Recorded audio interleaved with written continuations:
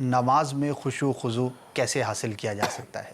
نماز میں خشوع و خضوع کے بہت سے طریقے ہیں، علماء کرام کی باقاعدہ اس پر کتابیں بھی موجود ہیں۔ صحیح۔ اس میں 25-30 کے قریب طریقے بیان کیے ہوئے ہیں۔ ماشاءاللہ۔ ایک دو بڑے آسان طریقے یہ ہیں کہ نماز کا ترجمہ جو ہے یہ یاد کر لیا جائے، یعنی جو اس میں پڑھا جاتا جو ہے، نماز میں پڑھا جاتا ہے یہ یاد کر لیا جائے، ٹھیک ہے۔ یعنی جیسے ثنا ہے اور یہ سورہ فاتحہ ہے، قل هو اللہ شریف ہے، رکوع سجدے کی تسبیحات ہیں، اتحیات ہیں، ان کا ترجمہ یاد کر لیا جائے، اور جب نماز پڑھی جائے تو اپنی توجہ جو ہے وہ ترجمے کی طرف رکھیں۔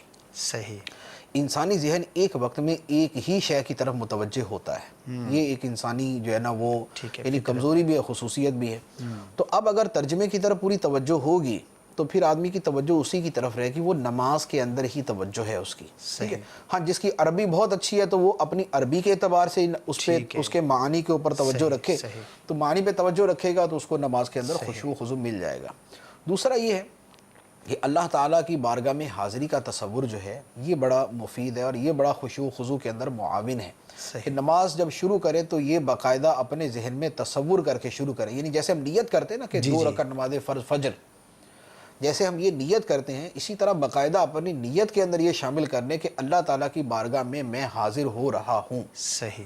جب باقاعدہ یہ کہہ کر ہم شروع کریں گے اور یہ باقاعدہ سوچ کر شروع کریں گے تو اب نماز کے اندر کسی حد تک توجہ ہونا شروع ہو جاتی ہے۔ لیکن خشوع و خضوع میں ایک بات میں عرض کروں گا کہ خشوع و خضوع کبھی بھی صرف 1-2 مرتبہ کرنے سے حاصل نہیں ہو جاتا۔ وجہ یہ ہے کہ انسانی سوچ جو ہے یہ یوں کہہ لیں کہ یہ ہوا کی طرح ہے، یہ فوری طور پہ منتشر ہوتی ہے، یہ فوری طور پہ پھیلتی ہے، لہذا اس کو جب بھی اگر کوئی کرنا ہوگا تو اس کو قابو کرنا پڑے گا۔ ٹھیک ہے، توجہ کر کے اس کو قابو کرنا پڑے گا، ورنہ پوری زندگی بھی اگر کوئی آدمی خشوع و خضوع سے نمازیں پڑھتا رہے، وہ 2 دن کے لیے اپنی توجہ کو تھوڑا سا آزاد چھوڑے تو اس کی توجہ گھوم جائے گی، ادھر ادھر ہو جائے گی۔